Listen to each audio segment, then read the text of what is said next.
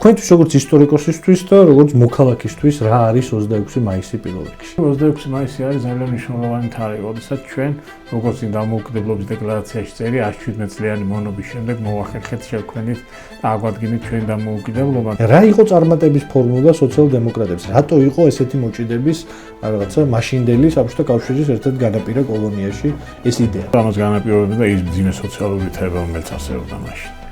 და ქართველი ერთ წინაშე იდგა ორი საკითხი, ერთი იყო ეროვნული საკითხი და მეორე იყო სოციალური საკითხი. რა იყო ეროვნული გვარდია? სახალხო გვარდიამ ძალიან დიდი როლი ითამაშა სომხეთთან ომში 1918 წელს, ყველა სამხედრო მოქმედებაში, რომელიც მიმდინარეობდა და 1920 წლის მაისის დასაწყისში, როცა საბჭოთა რუსეთის პირველი მცდელობა იყო ოკუპაციისა, მაშინ ძირითადად სწორედ სახალხო გვარდიაზე გადავიდა ეს. ბევრისთვის დღესაც გაუგებარია, რა მოვლენა იყო ამიერკავკასიის სეიმი. ყალიბდება სწორედ ამიერკავკასიის სეიმი. ყალიბდება იმ დელეგატებისგან, რომლებიც არჩეული იყვნენ რუსეთის დამფუძნებელი კრებისთვის. რუსეთში რომ ჩატარებული იყო დამფუძნებელი კრება და მას გადაეწყვეტა რუსეთის ლედი, მაგრამ ბოლშევიკებმა პირველი ესხდომაზე, როდესაც ნახეს რომ უმცირესობაში არიან, გაყარეს დამფუძნებელი კრება. ეს კიდევ ერთი ნიშნება იყო იმისი, რომ მათთან ურთიერთობა არ შეიძლება და შენ-შენთვის უნდა იყო.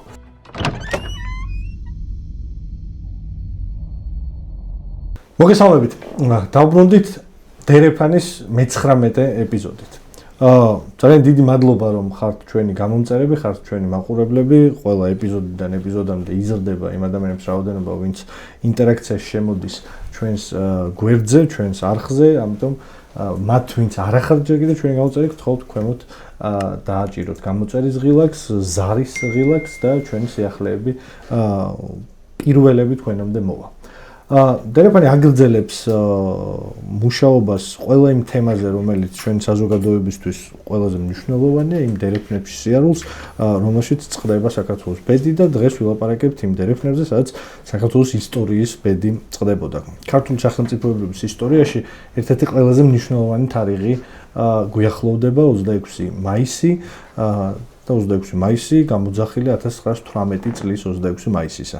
არ აქვს ბევრ ქვეყანას ფუფუნება კონდეს 100 წლოვანზე მეტი სახელმწიფოების ისტორია.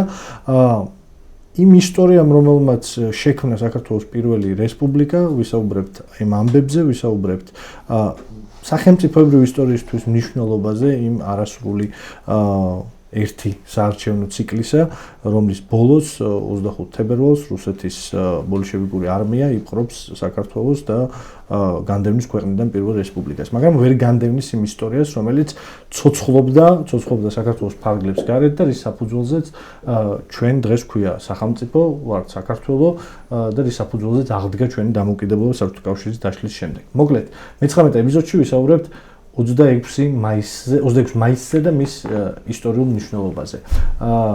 ისტორიის მეცნიერთა დოქტორთან, პროფესორთან, ბატონ მიხეილ ბახტაძესთან. მოგესალმებით ბატონ მიხეილ. მოგესალმებით, მადლობა მოწვევისთვის. მადლობა მობრძანებისთვის.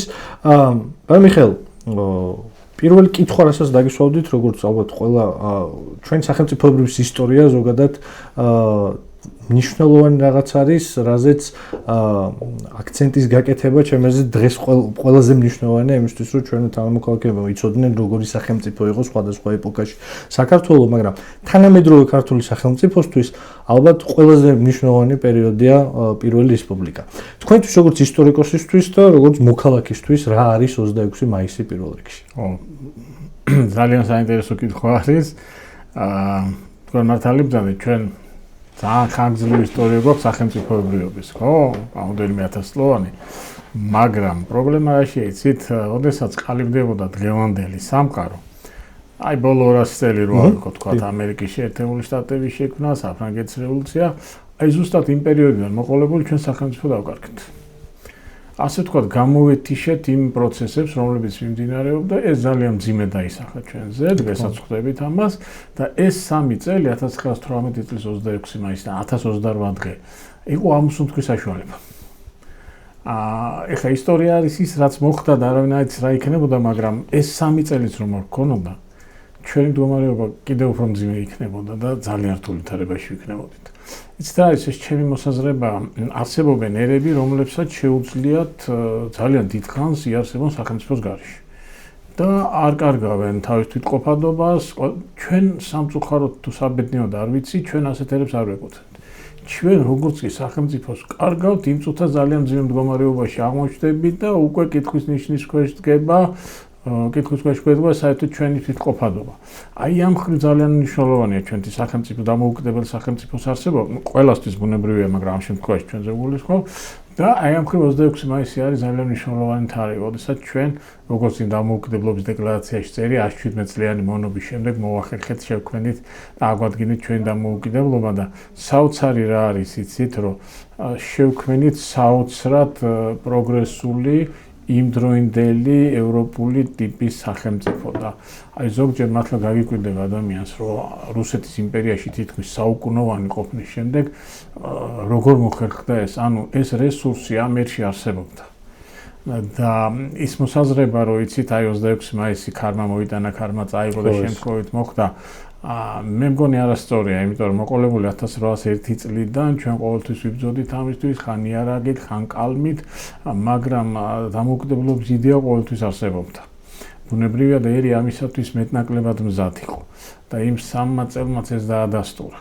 რომ არა, რაც თქვენ ბრძანეს საბჭოთა რუსეთის აგრესიის სახელმწიფო იარსებებდა. ანუ სახელმწიფო არ დანგრეულა თავისი შიდა პრობლემების გამო. ეს მიუთითებს ერთი მხრივ იმ პოლიტიკური ელიტაზე, რომელიც იმ დროს არსებობდა და საზოგადოებაზე, რომელიც მათ გაყვა. და აი ამ მხრივ ეს ერთ-ერთი უმნიშვნელოვანესი მოვლენაა და თარიღი არის ჩვენს აი ბოლო ახალ და უახლესი ისტორიის პერიოდში. თან მნიშვნელოვანი რამ თქვით, ხო ეს არ არის ბრძოლა, ეს არ არის პირველ რიგში არის ჩემი მგონია რომ ერთ-ერთი ყველაზე ცუდი მითია ამაზე რომ ქარის მოტანილია, რომ ამიტომაც იყო დროებითი, ეფემერული, რომ იმ ხალხს ვინც სათავეში ჩაუდგა მათ სინამდვილე შემოქმედების დამოუკიდებლობა არ სურდა. ბევრი ასეთი რაღაცა ცუდი მითი, რომელზეც სუქრჩება, ცუდი შეგრძნება, რომ ეს ყველაფერი სპეციალურად არის შემოგდებული თემები არის, რომ უბრალოდ მნიშვნელობა განაკარწყლოს. ამ ყველაფრის მახსოვს ჩემი თავი გამახსენდა, მე 9 კლასელი ვიყავი, როცა პირველად წავედი საჯარო ბიბლიოთეკაში, ეს რაღაც 2001 წელი არის და მაინტერესებდა ამაზე რაღაც დამეწერა, რაღაც გქონდა, რაღაცა ღონისძიება და ამაზე მინდოდა გამეკეთებინა ჩემი გამოსვლა და 2 თუ 3 პატარა ბროშურა ვიპოვე, რომლის შინაარსიც აი ის იყო, რაც თქვენ თქვით ზერთად, რომ ეს აი ყველაფერი იქითკენ მინდოდა, არ მინდა ხა ავტორები დავასახელო, პატივსაცემი ისტორიკოსებად ითვლებიან ჩვენ საზოგადოებაში, მაგრამ აი ყველანაირი ელფერი დაკრავდა, რომ აი ეჩვენებინათ, რომ ეს ხო შემთხვევითი, რომ ამ ხალხს არ უნდა, რომ სოციალ-დემოკრატები ინტერნაციონალისტები, კოსმოპოლიტები იყვნენ და დამოუკიდებელ სახელმწიფოზე არ ფიქრობდნენ. მაგრამ აუცილებლად ვისაუბრებთ აი ამ რაღაცა წინა რამოდენიმე თვეზე და იმაზე თუ რა მოიტანა, ხო, აი პირველი მსოფლიო ომის ამ მდგომარეობამ, რომელიც დამოუკიდებლობა მოიყვანა, მაგრამ თქვენ ახსენეთ ძალიან მნიშვნელოვანი რაღაც, რომ ეს დამოუკიდებლობა აქ არ დაიწყო. რისი გამოძახა, სად დაიწყო ამ დამოუკიდებლობის ფორმირება, იმიტომ რომ საბჭოთა მონობა ნიშნავს იმას, რომ ეს იყო რეალურად საქართველოსთვის ერთ-ერთი პირველი თანამედროვე გაგებით კოლონიზატორი, რომელიც ცდილობდა გაიქრო ერის თვითმყოფადობის მნიშვნელოვანი ელემენტები. როგორ დაიბადა, რა არის საწინდალი, ილია ჭავჭავაძეს სხვა მოვლენები, თქვენი ხედვა რა არის აი ამისა, რა იყო სათავეში ამ დამოუკიდებლობის? პირველ რიგში დაგეთანხმებით იმაში, რომ რუსეთის იმპერია ყველანაირად ცდილობდა ეროვნული მოძრაობის ჩახშობას და მე საბჭოთა იმპერია ცდილობდა ზოგადად ამ თარიღის განდევნას. მეხსიერებიდან ხა უცნაურ ამას გეტყვით, ჩემი მშობლები ორივენი ისტორიკოსები იყვნენ და მე სკოლა 1994 წელს დავამთავრე, ისე დავამთავრე, რომ 18 წელს 26 მაისი არ ვიცოდი. სკოლაში არ მასწავლდნენ და საქმე ამაზე არავინ არ ამბობდა და მოი სტუდენტი რო გავხდი მე გავიქე. დაიწყო რა თქმა უნდა, დაიწყო იმ პირველი მეთქიდან დაიწყო, ხო, ის აჯანყებები 1802, 4, 12, 19, 20, 32 წლის შეთქმულება, შეარაღებული ბრძოლის ეპოქა. მერე უკვე ილია და თერგდალეულებია რა, ოდესაც ბრძოლა გადავიდა უკვე თქვათ კალმით და აზრით იყო საჭირო ბრძოლა. ეს ყველაფერი ამ საზოგადოებას ამზადებდა. შეიძლება ამას პირდაპირ არ ამბობდნენ, მაგრამ იგივე ის ჩვენი თავი ჩვენად გვეყუდნოდეს და ეგირსების ოლუხუმსა ლაშარის გოძში ეს ყველაფერი აქეთკენ მიდიოდა. რა თქმა უნდა. და პოლიტიკურ სპექტრში კი ბატონო, თქვათ, ის პოლიტიკური ძალა, რომელიც მერე ჩამოყალიბდა როგორც საქართველოს სოციალ-დემოკრატიული პარტია, თავის პროგრამაში პირველ ადგილზე არ აყენებდა ეროვნულ საკითხს. ნუ გასაგებია ხა ესეც, მათ თავისი მოსაზრება ჰქონდათ, თავისი იდეოლოგია ჰქონდათ, მაგრამ მე ყოველთვის ვამბობ, რომ უნდა დავაფასოთ, იმიტომ რომ როგორც კი დადგა საკითხი, მათ აი ამ ასე ვთქვათ, იდეოლოგიურ რაღაც დოგმებზე უარი თქვეს. ეს ერთი და მეორე სხვა პარტია საქართველოში, რომელიც ამას იკისრებდა, არ არსებობდა. ყველაზე ეროვნული პარტია, ეროვნულ-დემოკრატიული პარტია იყო, მაგრამ მისი ლიდერებიც აღნიშნავდნენ, რომ რომარა, ნოე ჯორდანია და რომარა ეს პარტია ჩვენ ამ დამოუკიდებლობას ალბათ ან ვერ გამოაცხადებინეთ, ან ვერ შევინარჩუნებთ.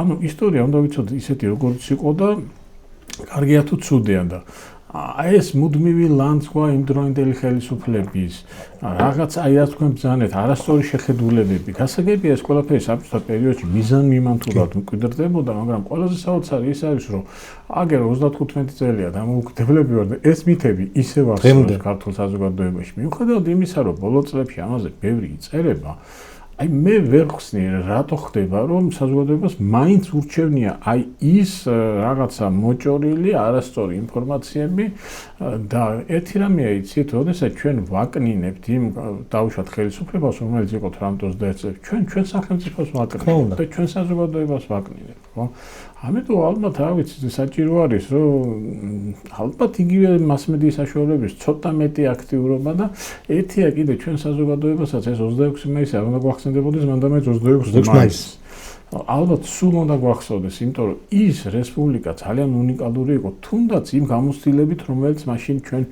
მივიღეთ ხო ისტორია საბოლოო ჯამში ხო ეს არის როგორც ილია ამბობდა რომ ვიცოდეთ სად დავმაწყდით რატო და როცა გავიმარჯვეთ რაში იყო ჩვენი სიძლიერე მით უმეტეს ძალიან ბევრი რამ გავს ის რაც ხდებოდა 18-21 წლებში ძალიან გავს იმას რაც დღეს ხდება და ეს ჩვენ ჩრდილოეთი მეზობელი არასდროს არ იცვლება და რაც მაშინ იყო იგივე არის დღეს ცოტა უარესი თუ არა ზუსტად ამიტომ ეს ყველაფერი არის გასათვალისწინებელი და არ არის აქ საჭირო ქილიკი რაც მინუსი იყო უნდა ვთქვათ რომ მინუსია რაც პლუსია უნდა ვთქვათ რომ პლუსია ერთ რამეს ვიტყვი როდესაც 1920 წელს სოციალ-დემოკრატთა მეორე ინტერნაციონალის დელეგაცია ჩამოვიდა და იქ ძალიან ცნობილი ხალხი შედიოდა კარკაუცკით დაწყებული და რა ვიცი ახლა მე ვანდერი დამთავრებული და იქ იყო ერთ-ერთი ინგლისელი პოლიტიკოსი თომას შოუ რომელიც როდესაც დაბრუნდა ინგლისში იქ ერთ-ერთ მიტინგზე გამოსვლისას თქვა ესეთი რამე რომ აი არის ორი გზა ერთი არის ის რომელიც მოსკოვში არის და რომელიც ჩვენთვის მიუღებელია და მეორე არის ის რომელიც თბილისშიაო და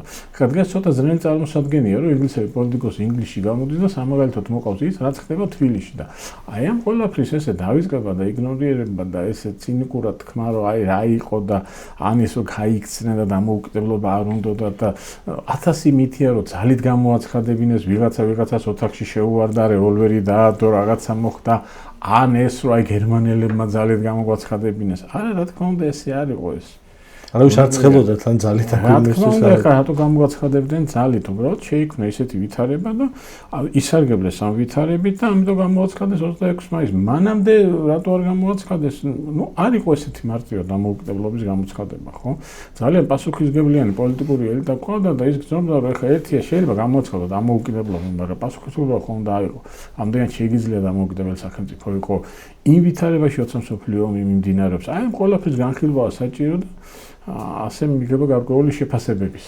ხო, გეთახმებით აბსოლუტურად რომ საშიშად გააქტიურდა განსაკუთრებით ბოლო პერიოდში, როდესაც არ ვიცი რა სჭირდება საერთოდ ეს პატრიოტულ ხელისუფლებას ნებისმიერს, მაგრამ რაღაც ამ ბოლო დროს გვესმის ისევ აი ეს აჩრდილები წარსულის, რომელიც ცდილობს რომ დისკრედიტაცია მოახდინოს და პირველ რიგში აბსოლუტურად დაგეთახმებით დისკრედიტაცია ჩვენი ისტორიის და ჩვენივე სახელმწიფოებრიობის, იმიტომ რომ კარგია თუ ცუდია, შემთხვევითია თუ დაგეგმილი, ეს ჩვენი ისტორიაა, ჩვენ დავაფუძნეთ ჩვენი დღევანდელი დამოუკიდებლობა ამ დიდ იდეაზე და კიდევ ერთხელ გამოვიდოდი რომ ამის ფუფუნება არ აქვს. ბევრ ყოფილ ეგრეთ წოდებულ საბჭოთა რესპუბლიკას, ხო?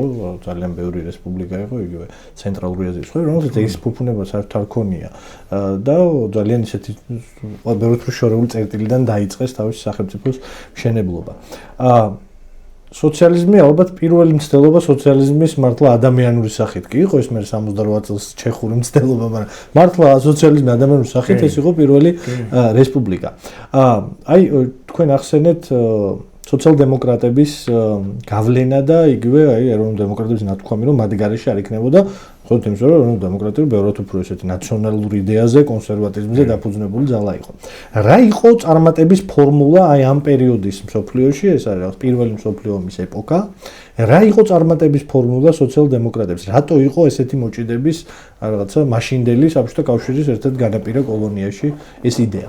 ხო, ნუ რა თქმა უნდა ამას განაპირობებდა ის ძიმე სოციალური თეორია, რომელიც არსებობდა მაშინ. და ქართველი ერთ წინაშე იდგა ორი საკითხი, ერთი იყო ეროვნული საკითხი და მეორე იყო სოციალური საკითხი. თქვა თერგდალებისთვის ეროვნული საკითხი მნიშვნელოვანი იყო, თუმცა ეს იმას არ ნიშნავს, რომ ისინი სოციალურ საკითხს ყურადღებას არ აქცევდნენ. ძალიანაც აქცევდნენ ყურადღებას, უბრალოდ მათი შიში ეს იყო, რომ სოციალურ საკითხს რაღაც მომენტში არ გადაეფარა ეროვნული საკითხი. ამიტომ ამბობდნენ ისინი, რომ ჩვენ უნდა გავხდეთ დამოუკიდებელი და მე სოციალურ საკითხსაც მივხვდეთ და ყველაფერს.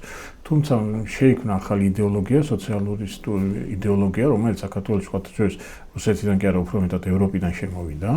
რატომღაც ესე ითვლებოდა, რომ აი საქართველოს ესეთი მანდამენტს რუსეთიდან შემოვიდა და ყველაფერი იქიდანვე შემოსული იყო, ხა ნათელი ასე იყო მაშინ.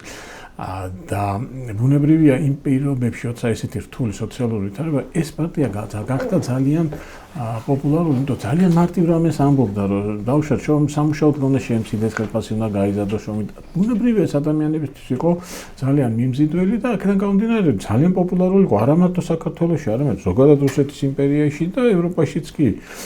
და თქვენ საინტერესო რამეს მიაქციეთ ყურადღება, რომ საქართველოს იყო პირველი სახელმწიფო, სადაც სოციალისტები მოვიდნენ ხელისუფლების სათავეში. თუ კი ვინმე ფიქრობდა, რომ სოციალისტები ხელისუფლების სათავეში მოვიდოდნენ, ფიქრობდნენ, რომ ეს იქნება სადმე საფრანგეთი, გერმანია, ევროპის ცენტრი, ბუნებრივია, სადაც ამის ტრადიციაც არის, თქვათ, პოლიტიკური მოღვაწეობის და ყველაფერს და საქართველოს აღმოჩნდა პირველი სახელმწიფო. და პროლეტარიატი რუს კლასი არსებობდა. აი საქართველოს აღმოჩნდა პირველი და ის მეორე ინტერნაციონალის დელეგაცია სწორედ ამიტომ ჩამოვიდა, რომ ეს იყო პირველი სახელმწიფო, სადაც სოციალისტები მოვიდნენ ხელისუფლების სათავეში და რეალურად დაინტერესებდათ რა ხდება და როგორ ხდება. აი ამ ხრივ ძალიან მნიშვნელოვანია ეს თუნდაც ეს ფაქტიც, ხო? დღეს სოციალისტური მთავრობები ძალიან ბევრი ევროპულ სახელმწიფოშია, ბევრგან არიან ხელისუფლებაში. ეხლა მე ჩემი იდეოლოგიით მე მაცხენე ნამდვილად არა ვარ, მაგრამ უნდა ვაღიაროთ, რომ ეს ესეა და აი ამ ხრივ ჩვენ ბევრი რამე გვაქვს სათქმელი, რომ ჩვენ ვიყავით პირველი, სანამ ეს მოხდა. მეორე არის ცით იგივე უნდა გავიმეორო, რომ მიუხედავად იმისა, რომ ისინი სოციალ-დემოკრატები იყვნენ, ისევ და ისევ არ იყვნენ მოქცეული ამ იდეოლოგიურ ჩარჩოებში, ხო? ძალიან კარგად ხედავდნენ რა უნდა გააკეთო, როგორ უნდა გააკეთო და რა თქმა უნდა შეცდომები ჰქონდათ, ეხლა შეცდომა როგორ შეიძლება არ ქონდეს, როცა რაღაცას აკეთებ. მით უმეტეს წინასწარ დასახული გეგმა მათ ეროვნულ სახელმწიფო როგორ უნდა ეშენებინათ, კი ბატონო, არ ქონდათ. აი ამ ხრივ ბუნებრივია შეცდომები მოძდიოდათ, მაგრამ ეს შეცდომები არ იყო წინასწარ განზრახვით და რაღაცით. ეს პროცესის შეცდომა. ეს იყო პროცესის შედეგი და კიდევ ერთხელ ვიმეორებ, რა შეცდომებიც არ უნდა დაეშვათ, არცერთ ამ შეცდომას არ გამოუწვევია ქვეყნის დანგრევა. ქვეყნის დანგრევა გამოიწვია უცხო ძალამ, რომელიც მოდი სულ უშეცდომოთ რომ ემოქმედათ, ოკუპაცია მაინც მოხდებოდა, ხო? საბოლოო ჯამში ახლა ძალა აღმარცხნავს და ამხელა იმპერიასთან მქონდა ურთიერთობა რა. ამიტომ აი ეს ძალიან მნიშვნელოვანია და ეს ყველაფერი ყოველთვის უნდა გავითვალისწინოთ. კიდე ერთი რამაა ძალიან საინტერესო, რომ მიუხედავად იმისა, რომ ასეთი იდეოლოგიური დაპირისპირება ჰქონდათ, თქვათ იქ მემარჯვენე ოპოზიცია, ეროვნული დემოკრატები, კიდე მემარცხენე ოპოზიცია და ძალიან მწარე გამოსვლები ჰქონდათ პრესაშიც, დამფუძნებელ კრებაშიც, საქმეზე რომ მიდგებოდა, ისინი მაინც ერთ საქმეს აკეთებდნენ. განცდა რომ ეს საერთო საქმე იყო საერთო ჰქონდათ და აი ეს არ იყო ჩასაფრების მომენტი, რომ რახან ჩვენ სხვა პარტია ვართ, სხვა იდეოლოგია ვართ, აი გამოგიჭიროთ. არა, კრიტიკაც იყო, მაგრამ კიდევ ერთხელ მეორე პროცესი საქმე სჭირდებოდა, ისინი ამას ერთად აკეთებდნენ ყოველთვის. და იყო ერთგვარი კოალიციაც, ხო? პირველი მთავრობა კოალიციური მთავრობა იყო, შემდეგ უკვე 1990 წლიდან ერთპარტიული მთავრობა იყო და ესეც სრულად დემოკრატიული იყო, იმიტომ რომ აბსოლუტური უმრავლესობა მიიღეს. დამფუძნებელ კრებაში არჩევნები არავის არასდროს არ უთქვამს, რომ იქ რაღაცა პროცესები იყო. ერთ-ერთი პირველი ქვეყანა ვიყავით, სადაც ქალებს მიეცათ საარჩევნო ხმა და უფრო მეტიც 5 ქალი იყო არჩეული დამფუძნებელ კრებაში და ერთი ქრისტიან შარაშიძე დამფუძნებელ კრების პრეზიდიუმის წევრი იყო. სიკვდილით დაჯა გაუქმებული იყო, კონსტიტუცია მივიღეთ და მე არა რაც კონსტიტუციონალისტი და იურისტი, მაგრამ როგორც ჩემი კოლეგები ამბობენ, საკმაოდ პროგრესული კონსტიტუცია იყო. ასე რომ ის სახელმწიფო პრინციპში იდგა ძალიან სწორ გზაზე და მიდიოდა იმ გზაზე. გაგრძელებული იყო. ალბათ ეგ სწორი გზა თავის შედეგს უფრო რა თქმა უნდა, კი. ძალიან მნიშვნელოვანი რამ არის აი ეს კოალიციურობა, ის რომ ერთ-ერთი პირველი იყო და მოწინავე იყო. თუ არ შევთ რაღაცა დროებით მთავრობას რუსეთში, რომელიც ბევრად უფრო შეუმდგარი რამ იყო. ერთ-ერთი მნიშვნელოვანი რამ ჩემი აზრით, რაც ყვებავს აი იმ რაღაცა მითებზე დაფუძნებულ აზრებს პირველ რესპუბლიკასთან მიმართებაში, არის ერთგვარი სტერილური დამოკიდებულება, რომ ეს იყო მთავრობა, რომელიც რაღაცეები აკეთა, რაღაცეებს წარმატებებს მიაღწია და ვერ მიაღწია. არადა სინამდვილეში ეს არის ძალიან турბულენტური პერიოდი, ძალიან турბულენტური ზონა, რომელშიც მაშინ საქართველო არის. რუსეთს სამოქალაქო ომი მიდის პარალელურად იმ პროცესისა, რასაც საქართველოს დამოუკიდებლობის მშენებლობა ქვია. ორი სიტყვით ამაზე ვთქვათ, ის სამხედრო კონფლიქტები, რომელიც სხვა ჩვენს ბევრად ნაკლებად არის ცნობილი ჩვენი საზოგადოებისთვის და ბევრად ნაკლებად დოკუმენტირებული, ასე ვთქვათ. არადა არის რაღაცა არნახული რაოდენობის სამხედრო ოპერაციები, რომელიც განახორციელა პირველმა რესპუბლიკამ. აი ერთ სიტყვით აი ეს რო ვთქვათ, დაწყებული რაღაცა თეთრი გენერლებით დამთავრებული არა რუსეთთან, არა იგივე მეზობელი სომხეთით და ასე შემდეგ. აი ამაზე რო ვთქვათ 2-3 სიტყვით თქვენი. ესე იგი, აქ იყო ერთ სერიოზული პრობლემა. ეხლა, როდესაც 1991 წელს საბჭოთა კავშირი დაიშალა, ამ მოკავშირე რესპუბლიკებს ფორმალურად თუ იურიდიულად თუ ქაღალდზე საზღვრები ჰქონდათ. ისინი ფორმალურად სახელმწიფოებს წარმოადგენდნენ და საზღვრები ჰქონდათ და იმპერია რო დაიშალა, ყველა რესპუბლიკა აღიარა, გაერონდა საერთაშორისო საზოგადოებამ იმ საზღვრებში, რომელიც იყო მიუხედავად ამისა, რამდენი კონფლიქტია ამასთან დაკავშირებით ხედავთ. დღემდე რუსეთის იმპერიაში ადმინისტრაციული ერთეული საქართველოს, სომხეთი, აზერბაიჯანი არ არსებობს. ანუ შენ რო აცხადებ დამოუკიდებლობას, რა ტერიტორიაზე აცხადებ დამოუკიდებლობას, ეს ძალიან მნიშვნელოვანია. თქმა უნდა. იყო ტერიტორიები სამხრეთ კავკასიაში, რომელზეც პრეტენზიას სამეო სახელმწიფო აცხადებდა საქართველოს, სომხეთიც და აზერბაიჯანიც, ხო?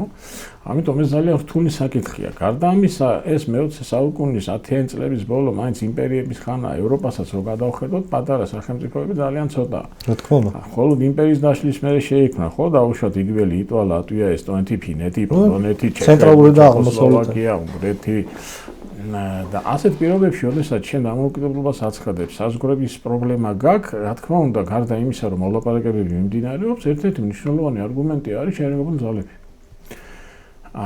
და საქართველოს შეერაგებული ძალებს პრინციპში პერმანენტულად უწევდათ ბრძოლა, ანუ ჩამოყალიბებისთანავე მათ მოუწიათ ბრძოლა ტერიტორიული მთლიანობისათვის 1918 წლის გაზაფხულზე და ზაფხულზე ეს არის თქვათ აფხაზეთის მიმართულება, იქ სადაც ჯერ ბოლშევიკების მცდელობა იყო, მერე დენიკინის მცდელობა იყო.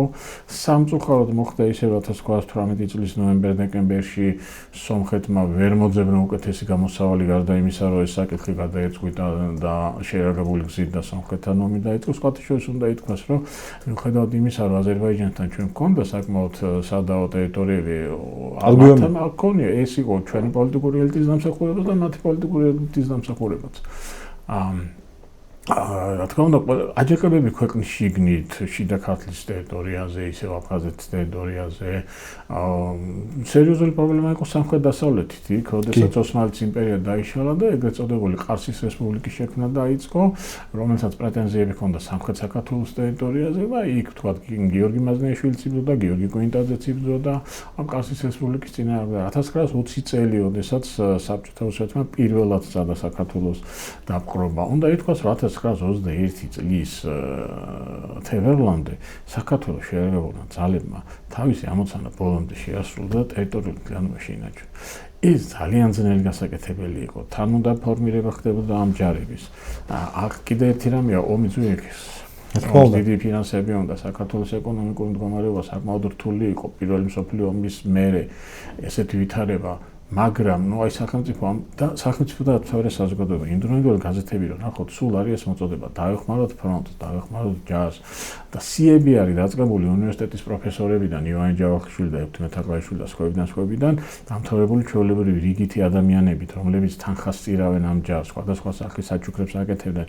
ანუ ეს ერთობა იყო საზოგადოებისა და ეს არის ძალიან მნიშვნელოვანი, იმიტომ რომ მარტო ჯარმა შეიძლება პრობლემა ვერ გადაწყვიტოს თუ ზურგი არ აქვს. აი ამ ხრივად საინტერესოა რომ იყო ეს ერთობა და საბოლოო ჯამში ამან შეგვინარჩუნა ჩვენ 1928 წელს დღის მანძილზე დამოუკიდებლობა. ნუ მე რა მოხდეს უკვე სხვა საკითხია, მაგრამ კიდევ ერთხელ ვიმეორებ, აი 1921 წლის თებერვლამდე ქართულმა შეერაგებულმა ძალებმა, სახალხო გვარდიამაც და რეგულარულმა არმიამაც პირნათლად მოიხადა თავისი ვალი და არა მარტო ქვეყნის ტერიტორიული ერთიანობა შეინარჩუნა, არამედ ქვეყნის შიგნითაც სიმშვიდე შეინარჩუნა და ყველგან პრინციპში იმ ანტისახელმწიფოებრივი ძალების წინააღმდეგ საკმაოდ ეფექტურად მოქმედებდა. დანაც უნდა ვთქვათ, რომ ეს არ არის რაღაცა ფეოდალური ომის პერიოდი, როდესაც რისი გამოცდილებას ვთქვათ საქართველოს ჰქონდა წინა წლებში, არამედ ეს არის უკვე ინდუსტრიული ომი, სადაც მძიმე ტექნიკა ასე შემდეგ გამოიყენება. მით უმეტეს რომ პრობლემა გაქვს იარაღის, პრობლემა გაქვს შეარაღების, ტყვია წამლის, მაგრამ ნუ მიუხედავად ამისა, მაინც ახერხებდნენ ამ ყველაფერს. ეს არის ერთი სულ ბევრი გმირობის პერიოდი, აი ამ პერიოდის ბრძოლები, მაგრამ ამავდროულად არის ძალიან საინტერესო რომ მოახერხეთ ფორმირება როგორც ეროვნული გვარდიის, ისე არმიის. აი ორი სიტყვით ეს რო ვთქვათ, რა იყო ეროვნული გვარდია, იმიტომ რომ მაინც ძალიან განსხვავებული ორი შენერთი იყო და მე როგორ შეიქმნა რეგულარული ჯარი. ახლა პრობლემა ის არის, რომ ოდესაც რუსეთის იმპერია დაიშალა, დროებით მთავრობამ გააგრძელა ეს სამხედრო მოქმედებები და ყველაფერი გასაგებია, მაგრამ პრობლემა იქნება, ოდესაც 25 ოქტომბერს 1917 წელს პეტერბურგში ხდება სახელმწიფო გადატრიალება და ლენინი და მისი მეგობრები მოდიან ხელისუფლების სათავეში და სამხედრო ოპერაცია მაშინ აცხადებს, რომ ის აღარ ემორჩილება მათ და ფაქტობრივად დამოუკიდებელია, მაგრამ ამ დროს პირველი მსოფლიო ომი მიმდინარეობს. კავკასიის ფრონტზე იბრძვის ოსმალეთის მესამე არმია და კავკასიის ფრონტის რუსული არმია იშლება. გასაგებია ხა ამ ჯარისკაცებისთვის რევოლუცია ქვეყანა დაიმხა, ურჩევნია თავისთან საკში წავიდნენ, დისციპლინა აღარ არის, არაფერი არ არის, მოდიან გზად ყველაფერს ძარცვავენ. მოკლედ უმძიმესი მდგომარეობა არის და ოსმალეთის არმია შეტევას აგრძელებს. იქ დაიდო დროებითი შეთანხმება, მაგრამ მე 1918 წლის დასაწყისში, როცა ოსმალეთის ხელისუფლება მიხვდა, რომ სამხრეთ კავკასიაში ვითარება მათთვის სასარგებლოდ შეიცვალა, სადღაც იანვრის ბოლოს ისინი ისევ ანახლებენ სამხედრო მოქმედებებს, გადმოდიან შეტევაზე და მათ წინააღმდეგ ვერავინ ვერ მოქმედებს. აი, აქ უკვე აქტიურად ხდება ეროვნული სამხედრო შენაერთების ფორმირება, ქართული, სომხური, აზერბაიჯანული, თუმცა აზერბაიჯანული ბუნებრივია აქ ამ ფრონტზე არ მოქმედებს. ცოტა უფრო ადრე 1917 წლის ბოლოს 12 დეკემბერს ეს ითვლება სახალხო გვარდიის ჯერ წითელი გვარდია ერქვა, მე სახალხო გვარდიის ჩამოყალიბების მიმართ. იმ მომენტში სახალხო გვარდიის შექმნა აუცილებელი იყო, იმიტომ რომ რეგულარული ჯარი ჯერ არ აკავს და საჭირო არის წესრიგის დაცვა და ამ მხრივ სახალხო გვარდიის შექმნა იყო სრულიად ბუნებრივი. მე უფრო მარტივი ხო? უფრო მარტივი და გარდა ამისა, თვითონ სოციალ-დემოკრატების სამხედრო დოქტრინაც ესეთი იყო, რომ სამომავლოთაც ესეთი მილიციური ტიპის ჯარი უნდა ყავდეს და რეგულარული არმია, თუმცა ხო, იდეოლოგიური საკითხი იყო. თუმცა რეალობამ ისინი დააყენა იმის წინაშე, რომ რეგულარული არმიაც გჭირდება და დაიწყო რეგულარული არმიის შექმნაც. თუმცა ხო მე თვითონ მაგალითად გრიგოლ ოტკიფანიძე, რომელიც ერთი პერიოდი სამხედრო მინისტრი იყო, მე თავის მოგონებებში წერდა, რომ ალბათ თო მე რაღაც მომენტში ეს ორი სტრუქტურა უნდა გაგვეერთიანებინაო. თუმცა ხო აქ ერთი მომენტიც იყო, აქ იყო გარკვეული უნდობლობის მომენტი გენერალიტეტისადმი, რომელიც მაინც მეფის არმიის გენერალიტეტი იყო და ეს ბონაპარტიზმის აჩრდილი, რომელიც პრინციპში რეალური არ იყო. აბსოლუტურად ქართულ გენერალს ამისი სურვილი არასდროს არ ქონია, მაგრამ ნუ მაინც იყო ხა ისინი თავისი მშობლხედველობით, მათ შორის ზოგი მონარქისტი იყო კი ბატონო. რა უნდა, ხო, ოფიცრები იყვნენ სამფორმე. რუსეთის არმიაში გაზრდილები იყვნენ და ახლა მაგდამაც სოციალ-დემოკრატიული პარტია გულზე არ ეხა მუშათა კლასის გამარჯვება, მაგრამ მიუხედავად ამისა ისინი ერთგულად ემსახურებოდნენ საკუთარ სახელმწიფოს და ნუ აი სამხედრო მიმართულებით თუ შეგვიძლია თქვა რომ რაღაცა შეცდომა იყო, ალბათ იყო ის რომ ეს ორი სტრუქტურა ცალ-ცალკე არსებობდა, თუმცა სახალხო გვარდიამ ძალიან დიდი როლი ითამაშა სომხეთთან ომში 1918 წელს, ყველა სამხედრო მოქმედებაში, რომელიც მიმდინარეობდა და 1920 წლის მაისის დასაწყისში, როცა საბჭოთა რუსეთის პირველი მცდელობა იყო ოკუპაციისა, მაშინ ძირითადად სწორედ სახალხო გვარდიაზე გადავიდა ეს. თუმცა ვიმეორებ, ალბათ როგორც გრიგოლ ოტკიფანიძე წერდა, რაღაც მომენტში საჭირო იყო მათი შეერთება, თუმცა ეხლა იცით 100 წლის მერე საომარი ძალიან მარტივია, 7-9 დროზე ხარ და მეორეა გადაწყვეტილის მიღება, როდესაც აი ესეთ ნონ-სტოპ რეჟიმში ხარ და სასწრაფად უნდა მიიღო. თანაც ამ ხალხს მართლა ნონ-სტოპ რეჟიმი ქონდა, რაც თქვენ მოყევით ახლა და რაც ვიცით, რომ არ გაჩერებულა. საერთოდ აი ყოველ წუთში რომ გამოწვევა გაქვს და იმ წუთას ამ გამოწვევას უნდა უპასუხო, მithumetis ისეთ რეგიონში აღმოჩნდით და ვართ, რომ აი მუდმივად ეს დიდი სახელმწიფოების ინტერესები არსებობს. თქვენი აზრით აი ეს მოდელი, რომელიც აგრეთვე ძალიან მოდერნისტული მოდელი იყო იმ ეპოქისთვის, პირდაპირ ვთქვათ, ხო, რაღაც გენერალური შტაბის, ანუ ქვეყნის მთავარსარდლის ფუნქციას არ ასრულებდა ქვეყნის პოლიტიკური ხელმძღვანელი. ანუ იყო ესეთ რაციონალური მიდგომა, რომ ეს იყო სამხედროების საქმე. აქ იდეოლოგიურ ფაქტორად შეიძლება სწორი რამ გააკეთა, ხო? ხშირად აკრიტიკებენ სხვა შორის. სამხედრო მინისტრი იყო სამოქალაქო პირი. ესე ძალიან საინტერესოა. მას ყავდა მოადგილე, რომელიც ომის შემთხვევაში ავტომატურად ეს მოადგილე უკვე სამხედრო პირები იყვნენ, ავტომატურად ხდებოდა უკვე მთავარსარდალი და მას ემორჩილებოდა სახალხო გვარდიაც და რეგულარული არმიაც, ხო? და აი ესეც რომ სამხედრო მინისტრი, სამოქალაქო პირი იყო, ესე ძალიან საინტერესო ნაბიჯია, ხო? იმ ეპოქისთვის საკმაოდ უცნაური. კი, ასე რომ ძალიან საინტერესო მოსაზრებები ჰქონდათ. კი, დაწყებული მართლა ქალთა უფლებებით, რომელიც არ ვიცი ხა, სულ ეს მახსენდება, რომ შვეიცარიას ჰქონდა რამდენიმე კანტონა, რომელმაც 70-იან წლების ბოლოს მისცა ქალებს ხმის მიცემის უფლება და ჩვენ მქონდა კონსტიტუცია, რომელშიც ეს ეწერა ჯერ კიდევ უკვე 20 წელს. ჩვენ რეალურად 91 წელს ჩვენი სახელმწიფოებრიობის აღდგენა დავაფუძნეთ დამოუკიდებლობის იმ აქტზე, რომელიც 1918 წლის 26 მაისს შეიქმნა. მაგრამ რატომღაც სრულად უგულებელყო მაშინდელმა დამოუკიდებლობის მესვეურებმა ის კონსტიტუცია, რომელიც პირველმა რესპუბლიკამ მიიღო. თქვენი აზრით ეს შეცდომა იყო თუ რაღაცა თუ სწორი ნაბიჯი, ასე ვთქვათ, მოდი, იმიტომ რომ ჩემთვის ცოტა უცნაურად ჟღერს დღევანდელი გადმოსახედიდან, რომ როდესაც რაღაცა იმ სახელმწიფოებრიობის გაგრძობადობას მიზნად ისახავ და იმ ხელა თავარი მონოპოლური, მოდი პირდაპირ ვთქვათ, პოლიტიკური თვალსაზრისით კონსტიტუცია შეიმუშავა იმ რესპუბლიკამ და ამას გვერდზეწევ. თუმცა ალბათ უნდა გავითვალისწინოთ, რომ ის კონსტიტუცია კარგი იყო იმ დროისთვის და კი, რა თქმა უნდა, 1991 წელს არ ვიცი, ვერ გეტყვით. არ ამგონია, მით უმეტეს იქ უკვე ესეთი მუხლები იყო, რომელიც პრობლემას შექმნიდა, სერიოზულ პრობლემას შექმნიდა. და ის რომ სარეფერენდუმო კითხვა იყო, რომ ერთთანხმებით თუ არა დამოუკიდებლობის აღდგენას 26 მაისის აქტის საფუძველზე, ეს იყო აბსოლუტურად სწორი განაცხადება. იმიტომ ამით ჩვენ დავადასტურეთ კიდევ ერთხელ, რომ ჩვენ სახელმწიფოებრიობა გქონდა საბჭოთა კავშირამდე, აი ზუსტად, რომ დაშლისმიერად 15 რესპუბლიკა წარმოიქმნა, რომელთაგან სახელმწიფოებრიობა ბერს საერთოდ მანამდე არ ქონდა. ესაა ძალიან მნიშვნელოვანი და ეს მნიშვნელოვანი იყო საერთაშორისო ასპარეზზე. ყველას თქვის, რომ ჩვენ სახელმწიფო ვიყავით საბჭოთა კავშირამდე და გვაქვს უფლება, ყველას აქვს უფლება, მაგრამ ჩვენ განსაკუთრებით, იმიტომ ჩამოყალიბებული აბსოლუტურად სახელმწიფო ვიყავით.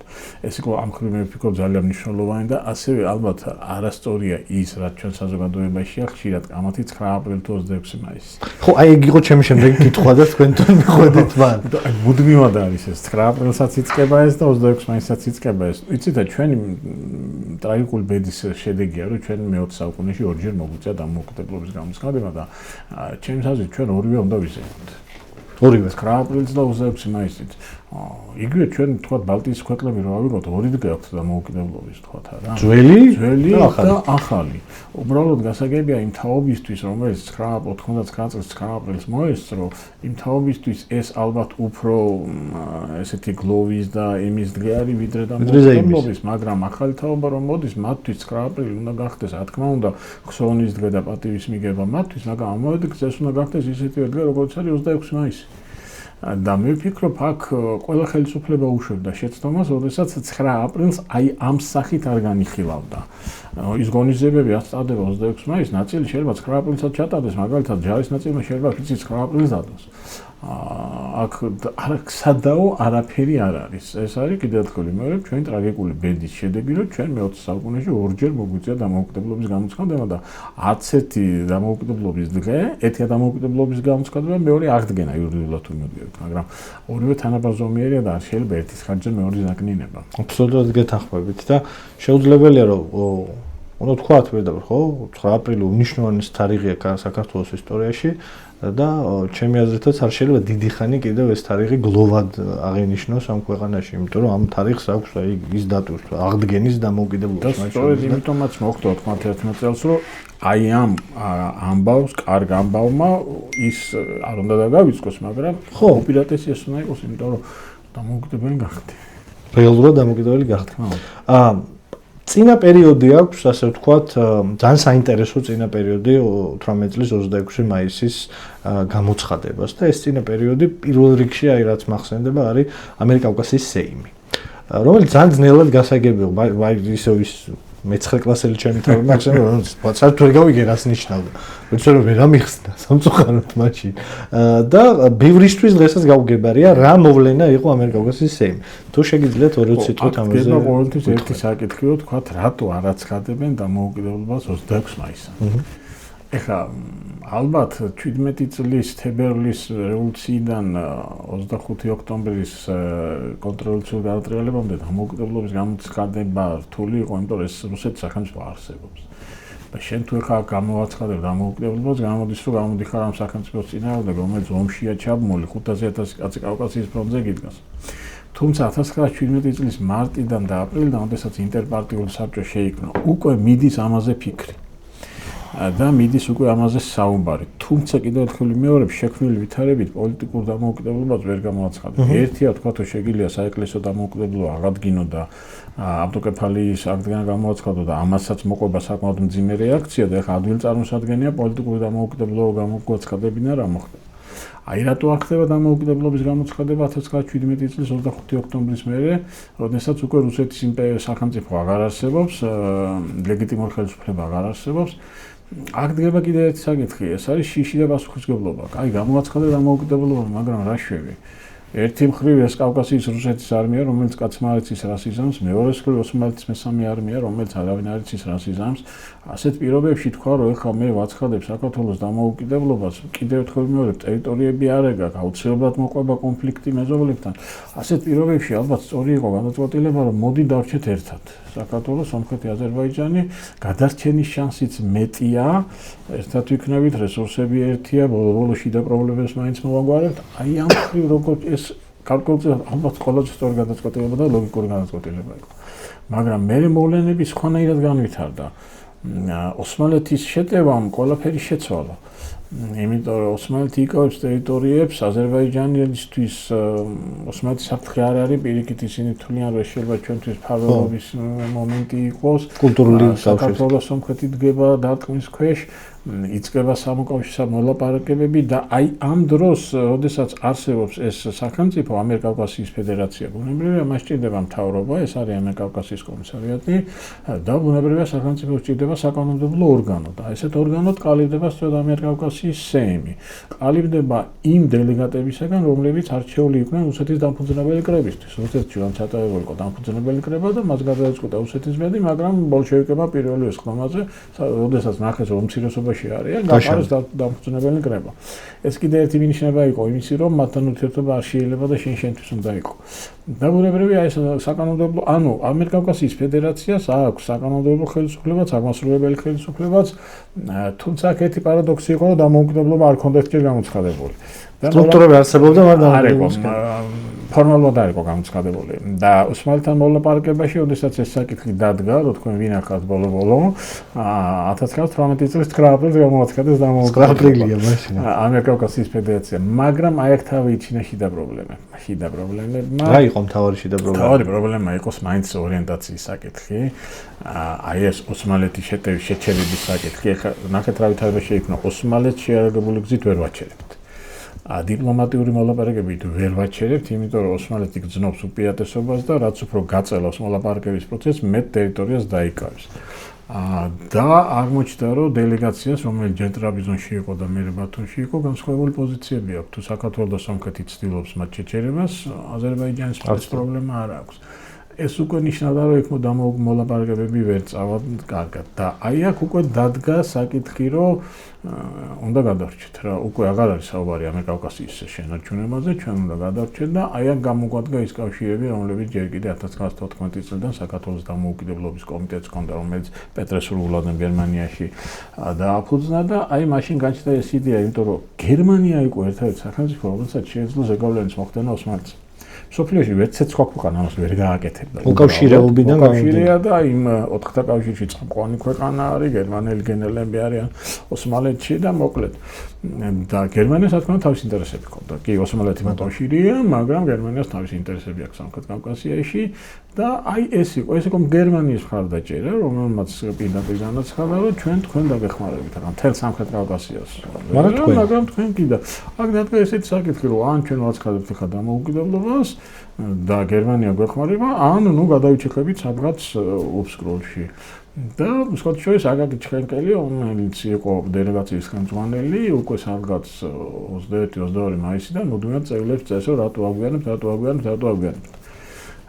მაგრამ აქაც ერთი პრობლემა იყო დამოუკიდებლობა, ვინ უნდა გამოაცხადოს, რაღაცა ლეგიტიმაცია ხომ უნდა არსებობდეს. აი აქ გამოგვადგა ეროვნული საბჭო, რომელიც 1917 წლის ეროვნულ კვლევაზე აირჩიეს. ისთვის აირჩიეს აი ეს რო? ეს ეროვნული კვლევის დელეგატები, რა თქმა უნდა, არ იყვნენ არჩეული, ამის დრო არ იყო, მაგრამ მოწვეული იყო ფაქტობრივად ყველა პოლიტიკური პარტია, საზოგადოებრივი ორგანიზაცია, პიროვნებები, ანუ ეროვნული კვლევა მეტნაკლებად წარმოადგენდა მთელს ქართულ საზოგადოებას, შეიქმნა ეროვნული საბჭო, რომელიც თავმჯდომარეც იყო ნოე ჟორდანია და აი ეროვნულ საბჭოს დაევალა უკვე რეალური მზადება დამოუკიდებლობისათვის. ანუ იდეა რომ ადრე თუ გვიან ჩვენ მოგვიწევს დამოუკიდებლობის გამოცხადება, ეს ყველასთვის ცხადე იყო. უბრალოდ სათანადო მომენტი უნდა შექმნილიყო, ხო? სათანადო მომენტი იგულისხმებოდა კარგი სიტუაცია, მაგრამ ჩვენ მოგვიწია ცუდი სიტუაციის გამო ამის გამოცხადება და ეროვნული საბჭო იყო ის ლეგიტიმური ორგანო, რომელსაც იმ მომენტში შეეძლო დამოუკიდებლობის გამოცხადება. სხვათა შორის 25 მაისს უნდა დამოუკიდებლობის გამოცხადება. ეგ ნოე ჟორდანიამ თქვა რომ არ გამოვა, იმიტომ რომ ჯერ უნდა შეიკრიბოს ამიერკავკასიის სეიმი, დაიშალა და მერე უნდა ჩვენ გამოვაცხადოთ. გარდა ამისა იქ პატარა ტექნიკური პრობლემები იყო და გადაიდო ყველაფერი 26 მაისისთვის. 26 მაისს დილით შეიკრიბა ამიერკავკასიის სეიმი, რომელმაც გამოვაცხადა დამოუკიდებლობა. ისა დაშლა და საღამოს 5:10 წუთი შეიკრიბა ეროვნული საბჭო და 6 საათზე ნოე ჟორდანიამ წაიკითხა დამოუკიდებლობის დეკლარაცია. ეხლა საინტერესო ის არის, რომ ზოგიერთი ჩვენი სომეხი კოლეგა მაგალითად თulis რომ ეს იყო მათი ღალატი, იმიტომ ჩვენ ისინი მივატოვეთ. რატო?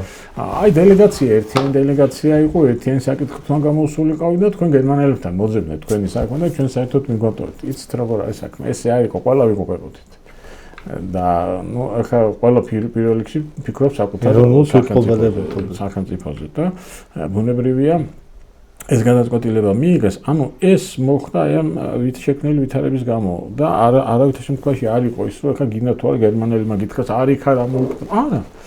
მათ გითხრას, რომ თქვენ თუ გამოაცხადეთ, ჩვენ შექმნილი ვითარებაში ეს იყო ერთადერთი მართებული ნაბიჯი. სხვანაირად ნაბიჯი არ შეიძლება ყოფილიყო. ძალიან საინტერესოა 26 მაისს დამოუკიდებლობა გამოაცხადეთ და 1918 წლის 12 ივნისს გერმანიის გენერალური შტაბის უფროსი ჰინდენბურგი იყო, მაგრამ ისი მოადგილე წერს ესეც წერილს უკრაინაში მყოფ გერმანულ არმიას, რომ ჩვენი მიზანი არის კავკასიაში შეიქმნას დიდი ანტისლავური ბლოკი, რომლის ცენტრი იქნება საქართველო და ჩვენ უნდა მაქსიმალურად სწრაფად ვეცადოთ, რომ საქართველო მივიღოთ მოკავშირედ. ანუ გერმანელი სამხედროები გაცილებით უფრო აქტიურად ითხოვდნენ საქართველოსთან თანამშრომლობას, ვიდრე ამას გერმანელი პოლიტიკოსები ახერხებდნენ. და ეს იყო ესეთი ორმხრივი დაინტერესება და ის ბავარიული დივიზიაც, რომელიც მე აქ ჩამოვიდა კრესენშტაინის ხელმძღვანელობით, სხვათა შორის მათ საკმაო როლი ითამაშეს იმაში, რომ ჩვენი ტერიტორიული მთლიანობა შევინარჩუნეთ აფხაზეთის მიმართულებაზეც და ქვემო ქართლის დაგვეხმარენ, ნამდვილად დაგვეხმარენ და სამხედრო მოკავშირეები იყვნენ. მიუხედავად იმისა, რომ ჩვენ დამოუკიდებლობის დეკლარაციაში გვეწერა ნეიტრალიტეტია ჩვენი და ბუნებრივია ახლა მსოფლიო ომის დროს ახლა ხო არ ჩაწერდი, რომ მე ანტანტის წევრი ვარ ან ოქთა კავშირის. რეალურად ჩვენ მაინც ვიყავით გერმანიის მოკავშირე. 1918 წლის ბოლომდე. იმუშავა თქვენი აზრით ამას ჩვენს წინააღმდეგ, მას შემდეგ რაც პირველი ომი დასრულდა, პირველი მსოფლიო ომი დასრულდა. გარკვეულწილად შეიძლება, თუმცა ბრიტანელებს კავკასიაში სხვა მიზნები ჰქონდა. ბრიტანელების მიზანი სამხრეთ კავკასიაში იყო ბაქოს ნავთობი. და მისი ტრანსპორტირების გზა. მაშინდელი მსოფლიო ნავთობის სადღაც 25%-მდე ადიოდა. და მისი ტრანსპორტირება. ამიტომ ბაქო-ბათუმის ნავთობსადენი და ბაქო-ბათუმის რკინიგზა. მათთვის თავარია აქ იყოს სიმშვიდე. ხშირად არის ხოლმე ესეთი მოსაზრება, რომ აი სომხეთთან ომის დროს მათ ანტიქართული პოზიცია დაიკავეს, იმიტომ რომ ჩვენი შეტევა შეაჩერეს. იცით რა კიდევ თქვენ მეორებს ინგლისელებს საერთოდ არ აინტერესებდათ ვისი ეს ტერიტორია. მათ აინტერესებდათ, რომ აქ უნდა იყოს სიმშვიდე. და ამიტომ თქვენს რომ ეხლა გაჩერდით და ეს საკითხი მერე გაარკვიეთ. გონდელი ამერიკის პოზიციას გავს სხვათა შორის. ესეთი იმას კენ. მათთვის იყო, ალბათ რაღაც მომენტში ხო, ისე ჩვენ თავის დროზე გერმანელების მოკავშირეები ვიყავით, რაღაცა გავლენას ალბათ ახდენდა, მაგრამ კიდევ ერთხელ მეორე აქ თავარი იყო ის ინტერესებიაც ბრიტანეთს ჰქონდა და არ ამგონია რომ ეხლა ამის გამო რაღაც კატასტროფული ვითარებაში აღმოჩნდით ჩვენ, იმიტომ რომ თავის დროზე გერმანიის მოკავშირეები ვიყავით. უბრალოდ არსებობს რაღაცა ამბები იგივე ერიკლისთან გაზემზადეს და სადაც არის მაინც ჩანს რაღაცა ერთგვარი იწვის თვალით ყურება ჟორდანიას მთავრობისადმი, მაგრამ მათ შეიძლება ბიზნესი არა მარტო გერმანულობა იყოს, არამედ ისიც რომ სოციალისტებთან ქონდათ საქმე და ხო სოციალისტებს არ სწავლობდნენ არც ინგლისელი ოფიცრობა. ხო, ну რა თქმა უნდა ესეც იყო, მაგრამ ვიმეორებ ხა პოლიტიკურად ესე იყო. სხვა ჩვენს ბრიტანეთში საკმაოდ განსხვავდებოდა საგარეო საქმეთა სამინისტროს სხვა კერძონის დამოკიდებულება და სამხედრო მინისტრის ჩერჩილის დამოკიდებულება საბოლოო ჯამში ჩერჩილის პოზიციამ გაიმარჯვა და ამიტომ თორე კერძონი პრინციპში თანახმა იყო იმაზე და მოითხოვდა იმასაც, რომ ბრიტანეთს დაესვა კავკასი. ნამდვილად. ერთ დღეს ცხადდება აზერბაიჯანის დამოკიდებულება მათ შორის თბილისში. ხო, და სომხეთის. და სომხეთისაც. სომხეთისაც თბილისში. სომხეთისაც თბილისში მოხვდა, საქმე იმაშია, რომ ეხლა ამიერკავკასიის სეიმში იყვნენ ქართველი, სომეხი და აზერბაიჯანელი დეპუტატები და როცა სეიმი დაიშალა, ეს დეპუტატები დარჩნენ საქართველოში. ბაქოში ამ დროს ბოლშევიკები არიან, შაუმიანი და 26 კომისარი, ამიტომ ისინი ბაქოში ვერ ჩავიდოდნენ და სხვა ჩვენს ჯერ განჯაში იყვნენ და მე გადავიდნენ იქ. ერევანის მანდამაის დიდ პოლიტიკურ ცენტრს იმ დროს არ წარმოადგენდა და ამიტომ სრულიად ბუნებრივია, რომ სომეხი და აზერბაიჯანის დეპუტატები, რომლებიც თბილისში იყვნენ, აქვე სასწრაფოდ აცხადებენ დამოუკიდებლობას, იმიტომ რომ ამ სამწევრიანი ფედერაციიდან ერთმა დამოუკიდებლობა გამოაცხადა, ის ორიც უკვე იძულებულია და ეხლა თან დროის დაკარგვა, თან ყველაფერი, ასე რომ ორივე სახელმწიფომ დამოუკიდებლობა ჩვენთან გამოაცხადა ყოფილი მეფის ნაცვლის სასახლეში. როგორ იყო, როგორც ვიცი, იგივე წარმატებას არ მიუღწევია აზერბაიჯანში და სომხეთში სოციალიზმს, ხო? სომხური მთავრობა ბევრად უფრო ნაციონალისტური იყო. აზერბაიჯანი მეტნაკლებად პროგრესული, მაგრამ საკმაოდ ჭრელი. კი, საკმაოდ პროგრესული იყო აზერბაიჯანული პოლიტიკოსები, მაგრამ იქ პრინციპში სოციალური პრობლემები ისევ დარჩა. ზოგადადაც უნდა ითქვას, ამ სამი სახელმწიფოდან ყველაზე მეტი, აი ყველაზე ძლიერი და კარგად სახელმწიფოებრივი მშენებლობა საქართველოში მიმდინარეობდა. ეს მე ისტორიამ დაადასტურა. ერთ-ერთი სახელმწიფო ვიყავით, ვინც რეალურად წინააღმდეგობა გაუწია საქართველოს ერთთვის მანძილზე ვებრძოდით. ხო, ასე რომ ამ სამი სახელმწიფოდან ყველაზე მზად, როგორ გითხრათ, სამი საზოგადოებიდან ყველაზე მზად სახელმწიფოს შესაქმნელად, როგორც ჩანს ჩვენ აღმოჩნდით. ეს ფაქტია. უმნიშვნელოვანესი საკითხი მგონია და აუცილებლად უნდა შევეხოთ აფხაზურ საკითხს პირველ რესპუბლიკაში.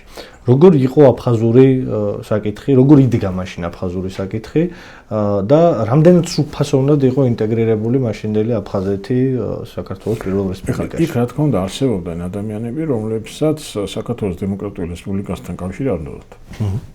მაგრამ არსებობდა იგივე მეორე პოზიცია, თქვათ იგივე არსაყანე მხარის ხელმძღვანელობით, რომელიც აფხაზთა ეროვნული საბჭოს ხელმძღვანელი იყო, რომელიც ამბობდა, რომ ჩვენ საქართველოსთან ერთად უნდა ვიყოთ.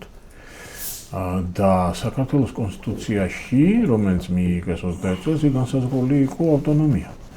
იქ სამი ავტონომია იყო განსაზღვრული, აქვე აფხაზეთისთვის, სამუსლიმანო საქართველოსთვის, ეს არის აჭარა და ბათუმი და ზაქათალის ოლქისთვის.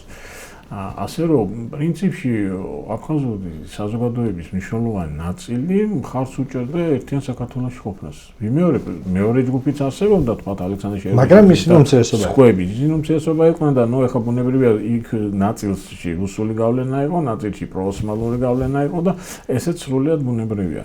თუმცა იქ ამ მხრივ არანაირი პრობლემა არ იყო. ის პრობლემა, რომელიც 1918 წელს შეიქმნა და მაზნიაშვილი დაინიშნა გენერალ-გუბერნატორად გაიგზავნა, იყო სწორედ გარიშალების შედეგი იყო, როცა საბჭოთა ბოლშევიკებმა სცადეს და სხვა ჩვენს ოსმალები ცდილობდნენ იქ ჯარებას, ოსმალური დესანტიც იყო იქ ერთი პერიოდი გადმოსული, მაგრამ იქ პრობლემა მოგვარდა, სამხედრო თვალსაზრისით და მე ეს პოლიტიკური პრობლემა აღარ ყოფილა აფხაზთა ეროვნულმა საბჭომ, პირიქით გადაადგენილებაც მიიღო, რომ ისინი საქართველოს შემადგენლობაში იქნებიან. ასე რომ ამ მხრივ პრობლემა არ იყო. ხო, ეს შემდგომი კონფლიქტები ასე. ეს პრობლემა თქვენ ჩემზე კარგად მოგახსენებათ, ყოველთვის აქტუალური ხდება საგარეო ჩარევის შედეგად. რა თქმა უნდა. რომ არა ის საგარეო ძალები, იქ ქართულ და აფხაზურ საზოგადოებას შორის პრობლემა არ იქნებოდა. ბოლშევიკი ქართველები მოსკოვში არ იყვნენ პირველი ქართველები იმ პერიოდის რუსულ ხელისუფლებაში, ხო? დროებით მთავრობაში, კერენსკის დროებით მთავრობაში ძალიან მნიშვნელოვან როლს თამაშობდნენ ქართველები. როგორი იყო, ვინ იყვნენ პირველ რიგში, თუ შეგიძლიათ რომ ეს გავიხსენოთ და როგორი იყო მათი როლი, რა ურთიერთობა ჰქონდათ დამოუკიდებელ საქართველოსთან და იმ პოლიტიკოსებთან, ვინც ეს დამოუკიდებლობა შექმნეს? ხო, რა თქმა უნდა, კარლო ჩხეიძე პირველ რიგში პეტერბურგის დეპუტატთა საბჭოების ხელმძღვანელი და თუ წარმოვიდგინეთ რა უნდა რუსეთში ორ ხელისუფლებიანობა მუშაობა და პეტროსავეტი და საბჭო ძალიან მნიშვნელოვანი არის მის ხელმძღვანელი კარლო ჩხეიძეა და ირაკლი წერეთელი რომელიც იყო პოსტის და ერთ პერიოდს ცოტა ხანს შინაგან საქმეთა მინისტრიც რუსეთის დროებითი მთავრობის თვალსაჩინო თუმცა როდესაც დროებითი მთავრობა დაემხო ისინი საქართველოში ბრუნდებიან ეხლა ისიც უნდა აღიაროთ რომ თქვა კარლო ჩხეიძესაც და ირაკლი წერეთელსაც უფრო მეტად ჰქონდათ ეს კოსმოპოლიტური და საერთო სოციალისტური მოსაზრებები ვიდრე თქვა ქართულ სოციალ-დემოკრატებს მაგრამ ძალიან საინტერესოა როდესაც დადგა საზღვარგარეთ ქართული დელეგაციის გაგზავნის საკითხი სწორედ ირაკლი წერეთელი და კარლო ჩხეიძე გააგზავნეს იმიტომ რომ მათ ძალიან დიდი ავტორიტეტი ჰქონდათ ევროპელ სოციალისტებში აი ამაში ისინი ჩვენ ძალიან გამოგვადგნენ დიდი ფიგურები იყვნენ სოციალისტები რა თქმა უნდა იმიტომ ისინი რუსული მასშტაბის, იმპერიული მასშტაბის პოლიტიკური ფიგურები, განსხვავებით თქვათ საქართველოში მყოფი თქვათ ახლა ნოერამიშვილი ძალიან მნიშვნელოვანი ფიგურა იყო და შინაგან საქმეთა მინისტრია ძალიან ბევრი რამეა გაკეთებული, მაგრამ მისი ცნობადობა და მისი გავლენა გაცილებით ნაკლები იყო, ხო? და აი ამ ხრივ ძალიან გამოვიყენეთ ჩვენ და ისინიც მზად იყვნენ ამისათვის და იქ როდესაც გაიგზავნა საკმაოდ ბევრი რამეს აკეთებდნენ, რომ ჩვენ იურიდიული აღიარება და წარმატებას მიაღწია ეს პროგრამა. საბოლოო ჯამში მიუხედავად იმისა, რომ ჩვენ ერთ ლიგამ არ მიგვიღო ის, რომ მე 1921 წლის 27 იანვარს მოკავშირეთა საბჭომ ჩვენ გვაღიარა, ეს იყო სერიოზული გარღვევა დიპლომატიური და მე ვეთანხმები იმ მეცნიერებს და ისტორიკოსებს, რომლებიც თვლიან, რომ ამან დააჩქარა საქართველოს ოკუპაცია და ანექსია, იმიტომ რომ საბჭოთა რუსეთი მიხვდა, რომ თუ დრო გავიდა, ამათ ერთ ლიგაშიც მიიღებენ. მე ამერიკაც აღიარებს და უკვე სერიოზული საერთაშორისო პრობლემა ექნება და დროზე უნდა მომოგვარდეთ. თან ეს ჯერ კიდევ ის პერიოდია, როცა მოკავშირეების არმია, მაგრამ ჩეხური დანაყოფები და სხვაები რუსეთში არიან, რუსეთში ჯერ კიდევ ბოლომდე არ არის. გავლენა აქვს დამთავრებული და ეს პერიოდია, როცა რუსეთი ძალიან ცდილობს ბრიტანეთთან ურთიერთობის დალაგებას, ეს კრასინის ცნობილი დელეგაცია და ლოიდ ჯორჯის პოლიტიკა, რომ რუსეთი შევიყვანოთ ამ სოფლიო თამაში, იმიტომ რომ ეს დიდი ბაზარია და ხორბალია და რაღაცებია. ასე რომ ეს მნიშვნელოვანი იყო და აი ეს რომ თუ დიპლომატიური მარცხი იყო რომ ერთალი გამარ მიგვიყო, ამის გარკვეულწილად კომპენსაცია იყო მე მოკავშირეთა საბჭოს მიერ, ანუ საფრანგეთი, ბრიტანეთი, იტალიის მიერ საქართველოს უკვე იურიდიული აღიარება, აქ არა დე ფაქტო აღიარება. კი ბატონო, იურიდიული აღიარებას. ანუ შეგვიძლია თამამად ვთქვათ, რომ ის რაღაცა დიდი მენშევიკები, იმპერიის მასშტაბის, ბევრად უფრო პროქართულები იყვნენ, ვიდრე ის ბოლშევიკები, რომელიც დააქციეს ქართულ საკითხებს. საერთოდ არაფერი ქართული არ ქონდათ.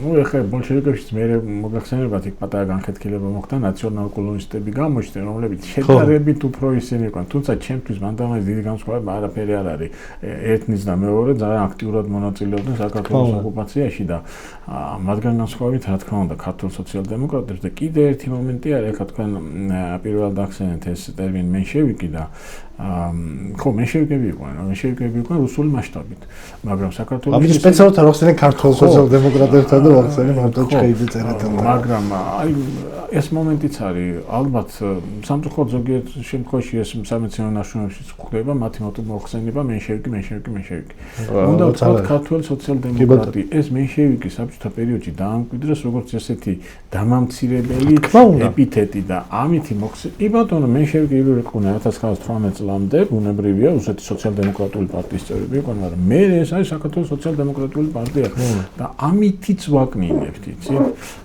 იმ რუსული დიდი პროპაგანდის მანქანები რომელიც მენშევიკების წინააღმდეგ იმუშავა ამაზე ძალიან მარტივად გამოსაყენებელი აღმოჩნდა კი და აი ეს არის რომ აი რატომღაც ეს დღემდე შემორჩენილი ეს ინერცია რომ დავაკნინოთ, დავცინოთ, ავუჩრათ, ავიგდოთ, ეგენი რა ისინი იყვნენ, ასაკეთებდნენ, პატრიოტიზმი ევროპაში გაიგეს რა იყო ემიგრაციაში ვისწავლეთ. არ იყო ეს, ნამდვილად არ იყო. თულად არ იყო ესე. და ხო რა, ბოლოს ძალიან საშიში ფრაზები კიდევ ერთხელ სულ ეს მახსენდება, რომ თურმე მარო მაყაშვილი მაშინდელმა ხელისუფლებამ მოკლა ერთ-ერთი ბოლო აი ძალიან ცუდი ატაცება აი ამ პროპაგანდის მიერ, არის კატასტროფა. არ ვიცი რატო ხდება, შეგნებულად ხდება თუ შეუგნებლად ხდება. ცნობილი გამოთქმა აქვს მეთოდ აგვიფარე ჭვიანწრებისა და უგუნური მოყვასისა და როდესაც აი იმ ფრაზამ გაიგა რაც თქვენ თქვით მე მაშინ ესე ვთქვი რომ აბარაოკოთ ივანი ჯავახიშვილს რომელიც 1921 წლის 16 თებერვალს გამოვიდა უნივერსიტეტის ეზოში და თქვა რომ შვილებო მე თქვენ უნდა მოგიწოდებდეთ წიგნისკენ მაგრამ ახლა მოგიწოდებთ იმისკენ რომ იარაღი აიღოთ ანუ რა გამოდის ხო ხო და ესე არ შეიძლება. ეს ხალხი იბრძოდა თავისუფლებისათვის, იბრძოდა თავის დამოუკიდებლობისათვის და ძალიან საინტერესო რაღაც წერია გენერალ გიორგი მაზნიაშვილს, რომ ოდესაც მან 12 მარტს რიონი გადალახა, მარცხენა ნაპირზე გადავიდა და ფაქტობრივად უკვე ომი წაგებულია, ის წერს, რომ ჩემთან მაინც მოდიოდნენ მოხალისეები. ანუ შეგნებად მიუხედავად იმისა, რომ ომი წაგებული იყო, ამ ხალხს სურდა ბოლომდე ებრძოლა საქართველოს დამოუკიდებლობისათვის. აი ეს არის თავი. მე ხშირად მომყავს ხოლმე მაგალითი, რომ არის შემთხვევა, როცა ალყაშემოდგმული ციხე ნებდება და არის შემთხვევა, როცა ალყაშემოდგმული ციხე მიუხედავად იმისა, რომ გადარჩენის შანსი არ აქვს, ბოლომდე იბრძვის. აი ეს იყო. ბოლომდე ალყაშემოდგმული ციხე რომ ბოლომდე ებრძოლა. მე რა დაიღუპები, მე რა რომ იმ მომით შეიძლება ვერ გაიმარჯვო, მაგრამ ეს ყველაფერი გამოადგება შენს მომავალ თაობას და რომ არა ის 3 წელი კიდევ ერთხელ გავიმეორებ, ჩვენ გაცილებით ძვირ მდგომარეობაში აღმოჩნდებოდით. ხო, ჩვენ ხშირად ვადარებთ ბალტიის პირს და სულ ამბობთ, განსხვავება არის ის, რომ ისინი მთელი 20 წელი თუ მეტი არა დამოუკიდებლები იყვნენ და იქ თაობიდან თაობას გადაეცა დამოუკიდებლობის იდეა და აი ჩვენ კიდე აი ეს 3 წელი გვყვებავდა და იყო ის ნაკვერცხალი, რომელიც მე აინტერესე და დამოუკიდებლობა მოვიპოვეთ. ხო, ამ ხრივ ეს ძალიან მნიშვნელოვანი მოვლენაა. ძალსახად. ბოლშევიკები შემოდიან 21 წლის 25 თებერვალს, სოჭის პირველ დამოუკიდებლობის დღეს აღნიშნავენ. 26 მაისს აღნიშნავენ 21 წლის. და შემდეგ ამასაც წყვეტენ, რა თქმა უნდა. მე სულ ამბობ, მთავრობა აქედან არ გაქცეულა, მთავრობა გავიდა იმ იმედით, რომ საქართველოს იდეა გადაერჩინა, ხო? შემდგომში ხო ესე, არავინ არსად არ გაიქცა ამ ქვეყნიდან რაღაც სამუდამო იდეით. ეს იყო გასვლა გადარჩენისთვის, იმისთვის, რომ სახელმწიფოებრიობის იდეა გაგრძელებულიყო. 24 წელი თქვენი აზრით იყო ის, რამაც საბოლოოდ დაიწყო, აი ბოლშევიკებმა დაიწყეს გაქრობა აი ამ რეალობის. 24 წელმა გამოიწვია ეს თუ ეს 21-დანმა გამიზნული იყო, რომ მთლიანად გაიფუჭებინა. 22-დან ხო დაიწყეს უკვე, ოდესაც აღარ აღნიშნეს. არა ხო, კიდე ერთი რამე არის, თბილისი არ მთავრობამ დატოვა, იმიტომ რომ მთავრსარდალმა გასცა ერთპიროვნული გადაწყვეტილება, ეს ხო გენერალ გიორგი თბილისიდან გასვლის. თბილისიდან, არ შეეხება საქართველოსთან გასვლის, ეს იყო დამფუძნებელი კრების გადაწყვეტილება. ბათუმში შეკრებილი. საქართველოს მთავრობის უმეტესობა საქართველოში დარჩა. აი პიროვნულად რა იყო, მთავრობის უმეტესობა საქართველოში დარჩა. ნაწილი წავიდა, ისე როგორც პრეზიდენტი და დამფუძნებელი კრების დეპუტატთა ნაწილიც წავიდა. იმიტომ პოლიტიკური ბრძოლა გაეგრძელებინათ. ის ხალხი არ თვლიდა 70 წელი არსებობს ეს იმპერია, მაშინ არავინ არ თვლიდა. ამიტომ ეს არის, იცით რა არის პარადოქსული რაღაცა ხოლმე, მაპატიეთ ხამს რო ეთქვა. ყოველთვის საუბარი არის, რომ პოლიტიკოსები გაიქცნენ საქართველოსთან და არავის არასდროს არ უთქვამს, რომ თქვა გენერალი გიორგი კვინტაძე ან გენერალი ალექსანდრე ზაქარიაძე გაიქცა. ერთად წავიდნენ. ერთი გემით გაიქცა, მეორეც გაიქცა. არც ერთი არ გაქცეულა. ისინი წავიდნენ პოლიტიკურ ემიგრაციაში, ძალიან ნათელი გადაწყვეტილებით, რომ იქ გაეგრძელებინათ ბრძოლა. ხო, და ჩეხა ბოლშევიკებს, ხო, ბოლშევიკებმა 22 წლიდან დაიწყეს ეს ყველაფერი, ნუ 24 წელი რა თქმა უნდა გამოიყენეს იმისათვის, რომ ბოლომდე სადაც კი შეეძლოთ რეპრესიები გაეტარებინა და ნელ-ნელა ეს მიმდინარეობდა საზოგადოებაზე ზეგავლენა და საბოლოო ჯამში საერთოდ ამოიღეს. ხო, მე გითხარით, მე ისე დავამთავრე სკოლა ეს არის, ნუ აი ზუსტად ის მოხდა რა 1984 წელშია რა, იღებ უბრალოდ ამ მომენტს და ახლა თუ არ გასწავლეს და ასად არ წაიკითხე და ინფორმაცია არ მიიღე, ახლა დაბადებიდან ეს არავინ არ იცის, ხო? რა თქმა უნდა. აი ეს იყო ასად არაფერი არას, ეს იყო ძალიან მიზანმიმართული რაღაცა, მაგრამ ისტორიის წინააღმდეგ ეძახვალდა ის, ვინც მაშინ გმირად ითვლებოდა, დღეს ცხადია, ვინც არის ერის მოღალატეა და ისინი, ვისაც მოღალატეებს ეძახდნენ და გაქცეულებს ეძახდნენ, იმ ხალხს დაუბრუნდა ის სახელი, რაც მათ უნდა ჰქონდეთ ნამდვილად. ასე რომ ყველა უნდა გაითვალისწინოს, რომ ადრე თუ გვია, ესეთი ადრე თუ გვიან ყველაფერი თავდება, მუდმივი არაფერი არ არის და მეორე ისტორია საბოლოო ჯამში ყველაფერს ალაგებს და დგება, როცა ყველაფერს თავის სახელი ერქმევა და მე კარგად მახსოვს იმ ცნობილი ბოლშევიკების თავმოყრილები 80 წლებში მე როგორ იყვნენ და რასაკეთებდნენ. ამთვილად. და ბოლოს 26 წელი, 21 წლამდე პერიოდი, თქვათ აი ეს 3 წელი, ჩვენ აღმოვაჩინეთ თავიდან განსაკუთრებით უკანასკნელი 10 წლეულია, ასე ვიტყოდი, ხო, თუ არ ვჩნდები, მე მანამდე ესეთი განსაკუთრებით მაშინ არის პერიოდი, როცა 100 წლის აღნიშვნა გვიახლოვდებოდა და მას შემდგომ. და უცებ აღმოვაჩინეთ, რომ არსებობს ძალიან ბევრი მასალა, ძალიან. ერთი არის ეს ემიგრაციაში მასალა, რომელიც ჩემი თვალით მაქვს ნანახი ბევრი და ლევილში, მაგრამ ამის გარდა უამრავი ადამიანის მემუარი, დღიურები ასე შემდეგ. კიდევ ბევრია თქვენი აზრით აღმოსაჩენი პირველი რესპუბლიკის ამბები და დასაწერი და გასაგები და რა არის მომავალი აი ამ 26 მაისის იდეის. დასაწერი ბევრია კიდე, იმიტომ რომ როგორც ჩანს ასაცეთ არ არის საკმარისი და უფრო მეტი უნდა ვწეროთ და უფრო ალბათ პოპულარული ენით და უფრო შევიცავთ საზოგადოებას მიუნდათ.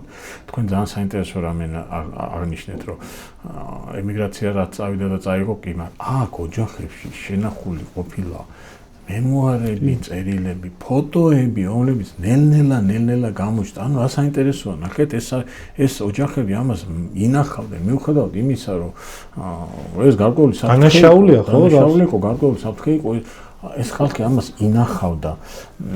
მარტო იმიტომ ინახავდა, რომ მათი წინაპრები იყო. არა, ალბათ რაღაცა ეს იდეა არსებობდა, რომ ადრე თუ გვიან ეს მოხდება და ეს ძალიან საინტერესოა და 26 მაისის იდეა ის არის, რომ ის რა თავის დროზე მე რა კონსტანტა რომ ბრძოლა თავისუფლებისათვის ყოველთვის უნდა გააგრძელო. როგორც კი გაჩერდები, მით უმეტეს ისეთ რეგიონში როგორც ჩვენ ვართ, ეს პრობლემა იქნება. ამიტომ 26 მაისი ჩვენ უნდა ყოველთვის გვახსოვდეს და 26 მაისის გაკვეთილები ყოველთვის ალბათ უნდა გავითვალისწინოთ. ძალიან დიდი მადლობა ამ პოდკასტის ერთ-ერთ ყველაზე საინტერესო საუბრისთვის.